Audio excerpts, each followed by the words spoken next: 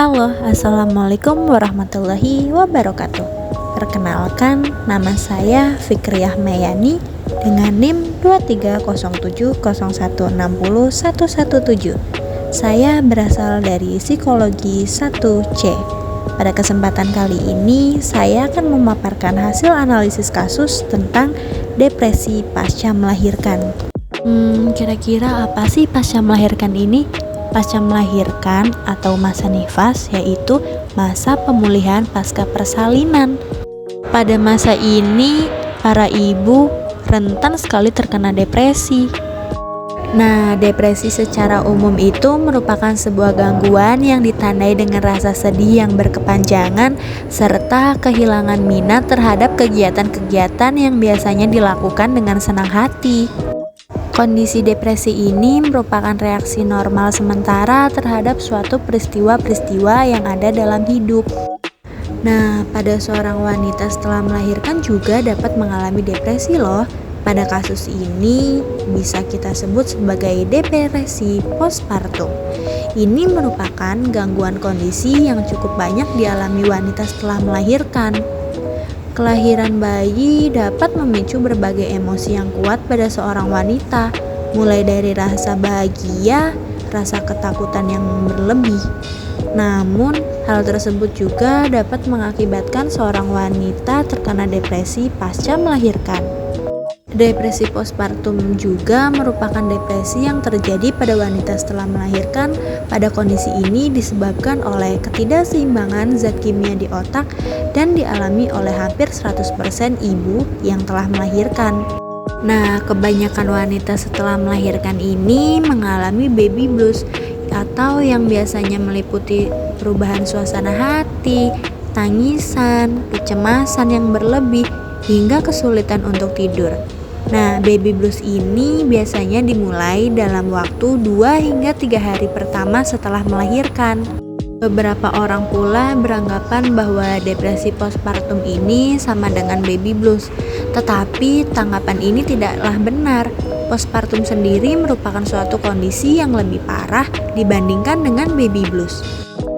Gejala-gejala para wanita yang mengalami depresi postpartum ini meliputi perasaan sedih yang terus-menerus, kesulitan atau enggan merawat dan berinteraksi dengan bayinya, kurang mau merawat diri sendiri, kurang tidur, sulit konsentrasi. Namun, gejala depresi postpartum ini pada setiap wanita berbeda-beda. Nah, sebelum mencapai depresi postpartum, ada keadaan yang dinamakan baby blues syndrome. Namun, depresi postpartum pada setiap wanita tentunya berbeda-beda. Nah, sebelum mencapai depresi postpartum, ada keadaan yang dinamakan baby blues syndrome. Depresi postpartum ini memiliki gejala yang mirip dengan baby blues, namun pada gejala ini memiliki durasi dan intensitas yang lebih berat. Nah, penyebab depresi pasca melahirkan ini belum diketahui secara pasti, namun kondisi ini diduga disebabkan oleh perpaduan berbagai faktor. Di antaranya, yang pertama, perubahan hormon. Hormon progesteron dan estrogen pada ibu yang telah melahirkan akan menurun. Kemudian, masalah psikologis. Wanita memiliki tugas dan tanggung jawab yang baru. Yang ketiga, ada masalah sosial. Nah, pada masa ini, wanita mengalami kejadian yang membuat stres seperti masalah keuangan, konflik dengan keluarga, atau bahkan kematian orang terdekat. Oh iya, selain itu, wanita setelah melahirkan juga mengalami perubahan pada fisiknya. Kemudian, upaya untuk menangani depresi pasca melahirkan. Yang pertama, depresi ini dapat diobati dengan cara psikoterapi. Psikoterapi merupakan tahap awal pada pengobatan yang dilakukan oleh seorang psikolog atau psikiater dengan cara melakukan wawancara pada pengidap gejala ini. Nah, terapi ini dilakukan untuk mengukur beberapa aspek, seperti sudut pandang negatif terhadap situasi, pengalaman buruk yang memicu depresi ini, kemudian hubungan dan komunikasi dengan orang lain, serta emosi yang dialaminya. Kemudian yang kedua ada terapi dengan obat-obatan.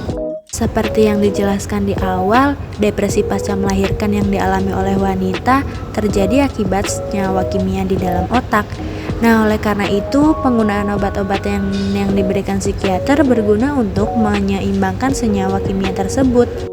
Nah, obat yang diberikan ini tidak akan menimbulkan kecanduan dan biasanya sudah menampakkan hasil dalam 1-2 minggu pertama setelah dikonsumsi. Kemudian, teori psikologi yang saya ambil pada gangguan ini yaitu teori kognitif. Menurut teori perilaku kognitif, orang yang mengalami depresi akan berpikir secara berbeda dengan orang yang tidak mengalami depresi. Nah, perbedaan cara berpikir inilah yang menyebabkan mereka menjadi depresi. Misalnya pada kasus ini, seorang wanita yang telah melahirkan akan memandang dirinya tidak bisa mengurus bayinya. Kemudian ada pandangan menurut Al-Quran. Allah Subhanahu wa Ta'ala menurunkan Al-Quran sebagai petunjuk bagi orang-orang beriman. Al-Quran memiliki banyak nama lain yang sesuai dengan fungsi dan kegunaannya. Salah satu namanya yaitu Asy-Syifa atau sebagai penyembuh. Seperti yang diriwayatkan dalam Quran Surat Al-Isra ayat 82 yang berbunyi, "Dan kami turunkan dari Al-Quran sesuatu yang menjadi penawar dan rahmat bagi orang-orang beriman. Dan Al-Quran itu tidaklah menambah kepada orang-orang yang zolim selain kerugian." Sekian hasil analisis kasus depresi pasca melahirkan dari saya. Kurang lebihnya mohon maaf. Wassalamualaikum warahmatullahi wabarakatuh.